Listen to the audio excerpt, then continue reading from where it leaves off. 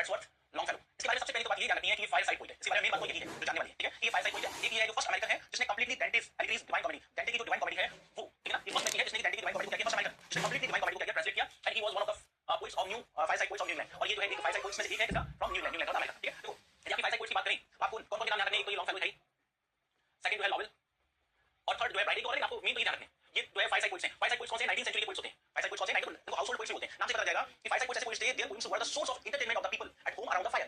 उनकी पोएम जो है उन लोगों के लिए सोर्स ऑफ एंटरटेनमेंट था जो कि घरों में जैसे फायर लगाकर बैठे हुए हैं और बातें कर रहे हैं और कोई पोएम जो है सुन रहे हैं, पोएम लिख रहे हैं। तो फायर साइड पोएट्स जो है उनकी poem were the source of entertainment for those people who are sitting around the fireside at their home. जो फायर साइड के चारों तरफ बैठे अपने घर पर, उनके सोर्स का, उनके एंटरटेनमेंट का सोर्स हुआ करती थी वो पोएम, इसलिए इसको क्या कहा गया है, फायर साइड पोएट्स है। यानी किसी घर में बैठ के एंटरटेनमेंट कर रहे हैं पोएम्स, इसलिए इसको हाउसहोल्ड पोएम्स भी कहते हैं, ठीक है। तो आपको तो ये ध्यान रखना है यहाँ पर हमारा जो है जो लॉन्गफेलो है वो फायर साइड पोएट्स है। लॉन्गफेलो जो है उसको फर्स्ट अमेरिकन है जिसने कंप्लीटली ट्रांसलेट किया है इसको डेंटिस डिवाइन कॉमेडी को, और फायर साइड पोएट्स ये लॉन्गफेलो, लॉवेल और ब्राइडल। आगे भी देखना है।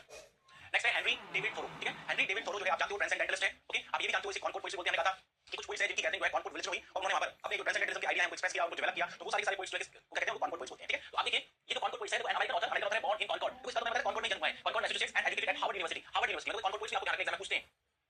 एक है थोरो, एक है हॉथॉर्न, एक third one is Emerson and fourth one is Margaret Fuller.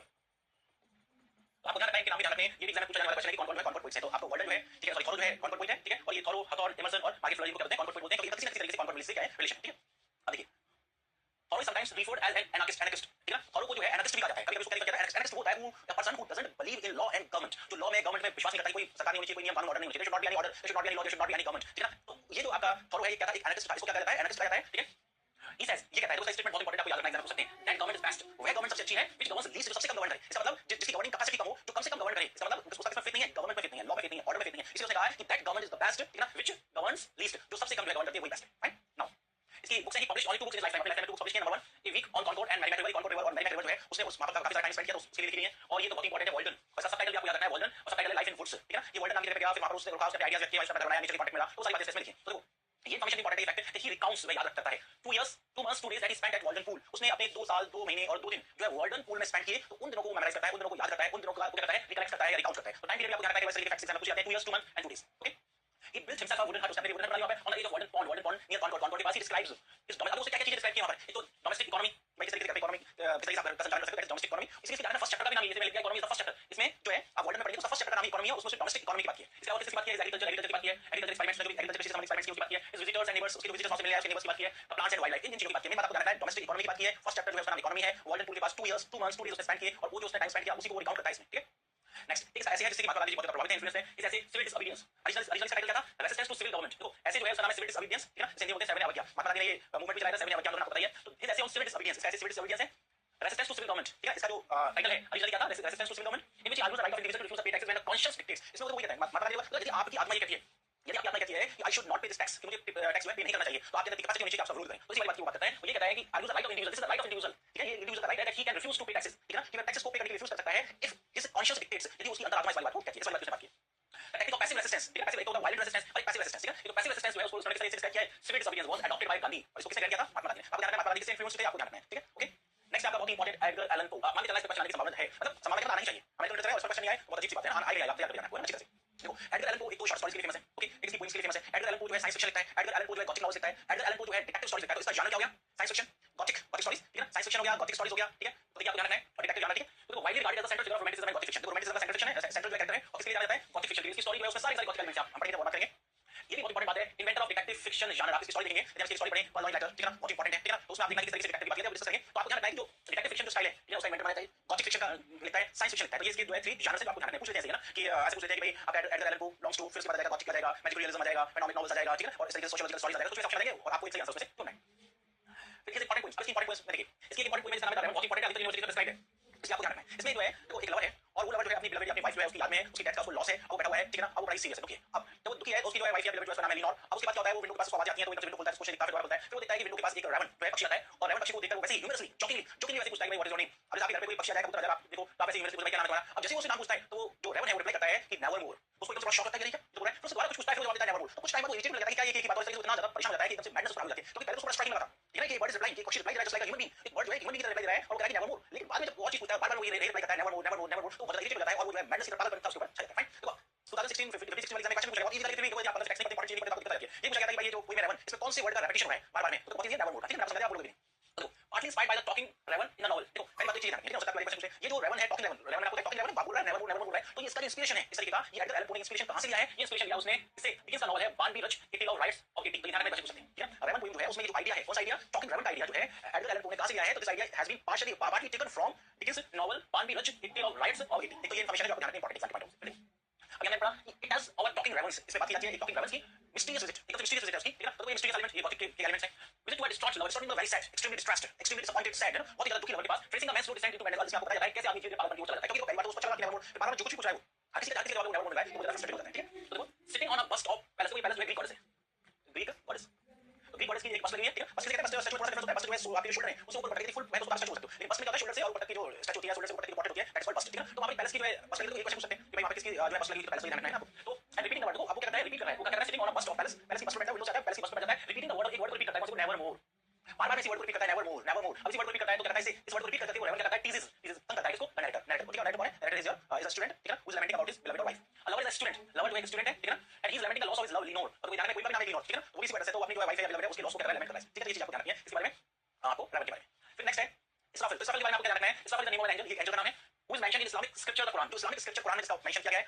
In scripture Israfil is described as an angel, इसको एक एंजल बताया गया है जिसकी हार्ट जो है, हार्ट, ठीक है ना, जिसकी हार्ट की स्ट्रिंग्स जो है वो काम करती है, ल्यूट का काम करती है, हार्ट में जो स्ट्रिंग्स होती है फैब्रिक में, तो स्ट्रिंग्स का काम करती है, म्यूजिकल इंस्ट्रूमेंट का काम करती है। आपको इतना याद रखना है कि इसराफिल जो है ये जो एक क्या है, एक बर्ड है जो स्क्रिप्चर में एक एंजल है जो स्क्रिप्चर में बताया जाता है, इस बारे में कुरान में बताया जाता है, और इस बारे में बताया जाता है कि Israfil is described as an angel whose heart string are lute, musical instrument है जिसकी हार्ट की स्ट्रिंग्स की तरह है, ल्यूट की तरह है, and who has the sweetest voice of all God's creature, जिसकी सारी गॉड्स जितनी भी क्रिएचर्स हैं सबसे ज्यादा उसकी सबसे ज्यादा स्वीट जो है वॉइस, इतना याद रखना है। आपको क्या रखना है, ये जो है एंजल है कहां से लिया गया स्क्रिप्चर कुरान से, इसकी वॉइस जो है सबसे ज्यादा स्वीटेस्ट है, ऐसा बताया जाता है, ठीक है। इसके बाद है Ulalume, who is loved who is married, ठीक है ना, इस उलालुम जो है एक बैलेड है जिसमें बताया जाता है कि पूरी है उसकी जो वाइफ है उसको क्या दिया गया, दिया गया। Ulalume focuses on the narrator's loss of his beloved due to her death, Ulalume किस पर फोकस करता है, नरेटर की लॉस, बिलवेड की लॉस की, ठीक है ना, जो कि मर चुकी है। The poem is known for its focus on sound, ये पोएम इसलिए जानी जाती है साउंड, इसमें बहुत अलग अच्छी चीजें साउंड के बारे में बताया जाता है, इसे बोलते हैं इलोकेशन बोलते हैं, ठीक है। तो ध्यान रखना एडगर एलन पो जो है उसका मानना ये था, ठीक है। और एक बात पूछा जाता है कि द मोस्ट पोएटिक थीम, ठीक है ना, जो सबसे ज्यादा पोएटिक थीम है, सबसे अच्छी थीम है, ये believe the most poetic theme is the death of a beautiful woman, एक ब्यूटीफुल वुमन की डेथ से ज्यादा अच्छी कोई सब्जेक्ट मैटर नहीं सकता कोई भी। उसका unquestionably the most poetic theme of any poem is the death of a beautiful woman, ठीक है। याद रखना तो आपने सामने देखा होगा डेथ के बारे में बताते हैं, आपने उलालुम से बता रहे हैं, लिनोर में भी बताते हैं, रेवन में भी बताते हैं, ठीक है। तो उसका मानना ये था कि किसी भी ब्यूटीफुल वुमन की डेथ से ज्यादा अच्छा ब्यूटीफुल और पोएटिक सब्जेक्ट मैटर नहीं हो सकता दुनिया में, ठीक है। याद रखना स्टेटमेंट पूछा जाता है एग्जाम में। फिर देखिए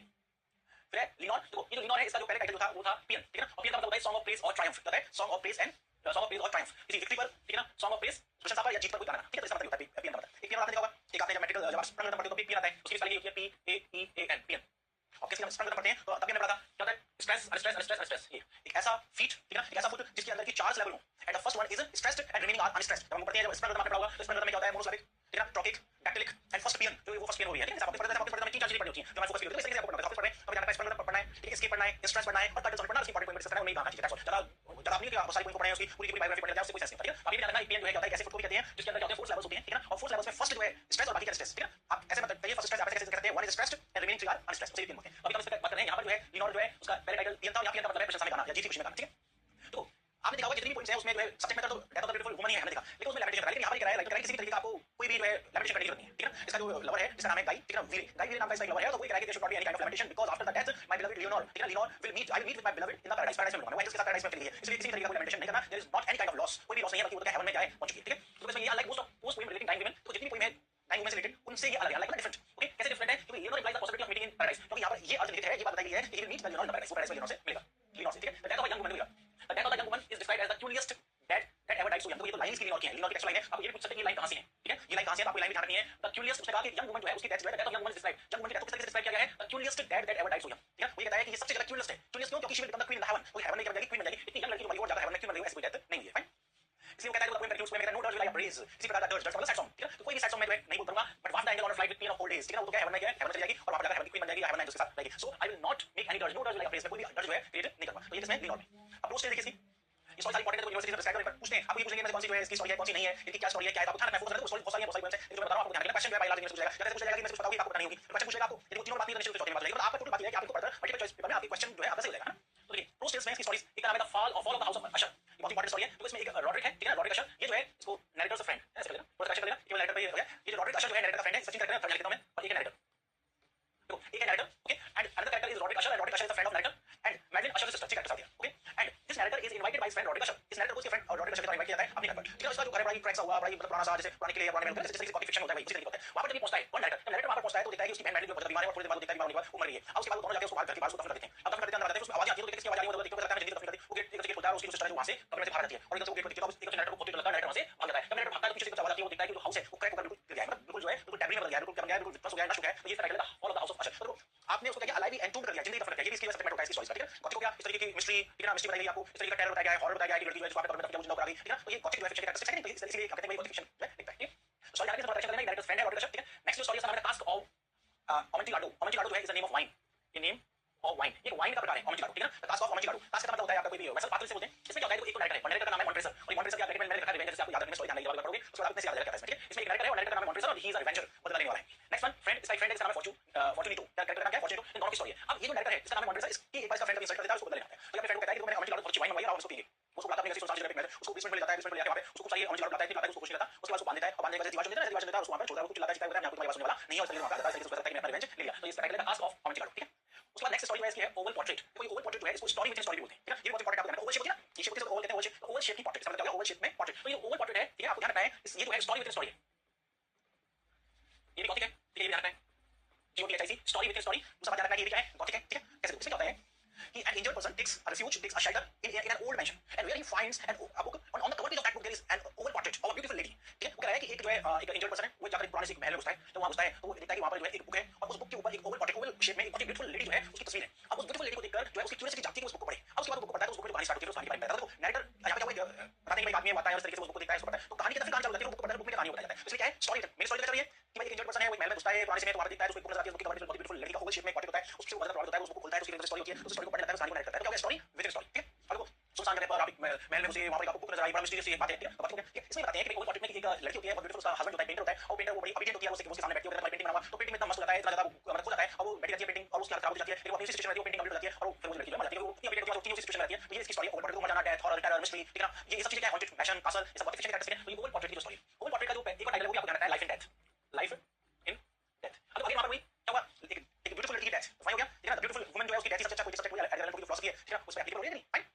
नेक्स्ट स्टोरी है वो है पर्लवाइन लेटर, ये बहुत इंपॉर्टेंट स्टोरी, और कई जगह आपकी यूजी पीजी क्लासेस में इस टाइटल से आपको ध्यान रखना है, ठीक है। और यूजी क्लासेस में भी आपने पढ़ा होगा शायद, मुझे ध्यान है कि 10th 12th में ये स्टोरी प्रिस्क्राइब है ना, लेकिन देखो फिर भी हमारी वासी गलतियां हो जाती है क्योंकि हम कई क्लासेस में नहीं होती है, हम पढ़ते नहीं है, कुछ कुछ ऐसा होता है, ठीक है। तो ये स्टोरी पर्लवाइन, पर्लवाइन का मतलब है स्टूडेंट, पर्लवाइन का मतलब है स्टूडेंट, पहली बात ध्यान रखना है, इसलिए ध्यान रखिए। ये पहली बात ध्यान रखिए कि डिटेक्टिव फिक्शन है, कैसा फिक्शन है, डिटेक्टिव स्टोरी है, डिटेक्टिव फिक्शन, ठीक है, ये डिटेक्टिव स्टोरी है।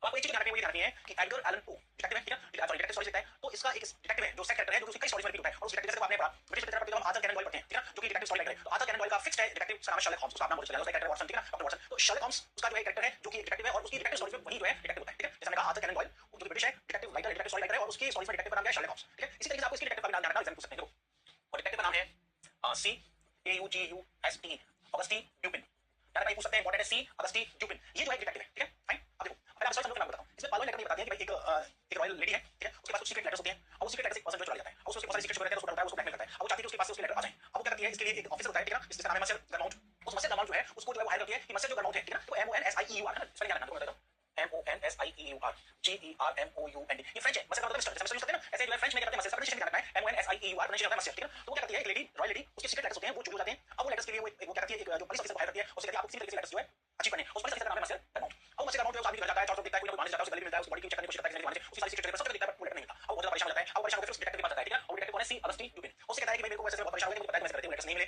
उससे कहा कि मेरी मदद करो, लेटर्स को, उससे कहा लेटर्स को लेटर्स दो, लेकिन मुझे 50,000 फ्रैंक्स चाहिए। तो उसको बोला कि यार 24 लेटर दो, उसने कहा ये लो 50,000 फ्रैंक्स का ये चेक, और जैसे उसको चेक देता है उसको लेटर देता है, तो लेटर तो यार कैसे आएगा, समझ नहीं आता, वो आदमी जो लेटर लेगा वो शार्प माइंड वो चला है, उसे कहीं नहीं चला लेटर, उसे लेटर चेंज करके टेबल पे खुले कर दिया। अब खुले में कोई चीज रखी तो कितने लोगों को पता है कि छुपा कर रखा है, लेकिन सामने टेबल रखी उसको नहीं दिखी। तो उसने कहा कि मैं गया था, मैंने उसके मैंने चेक कर लिया, और मैं जाने के बाद मैंने दूसरा तो उठाया कैसे लेटर, उसके घर गया, उसके बाद मैंने कुछ अरेंज कर दी कि जैसे मेरा कुछ बाहर बोलिए चलिए हमारा चाहिए कहीं से दिख जाएगा, तो मैं लेटर उठा लूंगा और उसके बाद उसके दूसरा लेटर लगूंगा। इस तरीके से उसने क्या किया कि वो उसकी रॉयल प्रिंसेस की जो चुराई हुई लेटर है वो अचीव कर ली, इसलिए इसका नाम है क्या, पर्लवाइन लेटर, ठीक है। अब एक बात आपको ध्यान रखनी है, तो बहुत इंपॉर्टेंट स्टोरीज हैं, एक का नाम है the murders of Rue the murders of Rue sorry logic, एक का नाम है द मर्डर्स ऑफ नहीं logic, I am sorry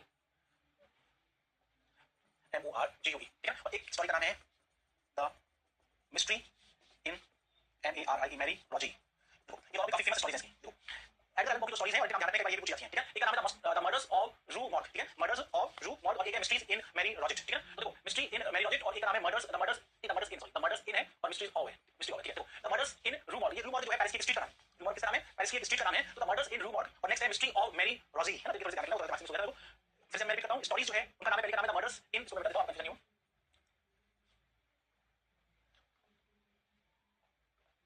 the murders इन है और द मिस्ट्री ऑफ, है ना? तो मैंने कहा the murders in Rue mod, एक स्टोरी का नाम है द मर्डर्स इन रू मॉड। रू मॉड is a fictional street in Paris, Paris की फिक्शनल स्ट्रीट का नाम है, और एक है द मिस्ट्री ऑफ मैरी रॉजी। ये दो स्टोरी भी हैं जिनके अंदर वही डिटेक्टिव आता है, सी ऑगस्टी डुपिन। तो एक तो पर्लोइंस लेटर है, उसमें भी सी ऑगस्टी डुपिन है, और इसके अलावा ये जो मर्डर्स इन रू मॉड है और मिस्ट्री ऑफ मैरी रॉजी है, इनके अंदर, इन दोनों के अंदर भी वही सी ऑगस्टी डुपिन जो है वो आपका कौन डिटेक्टिव आता है। तो आपको ध्यान रखना है कि स्टोरी जो है उनके अंदर सी ऑगस्टी डुपिन जो है एज अ डिटेक्टिव है, ठीक है? पर्लोइंस लेटर में आपको बताई थी, आपको ये ध्यान, ठीक है?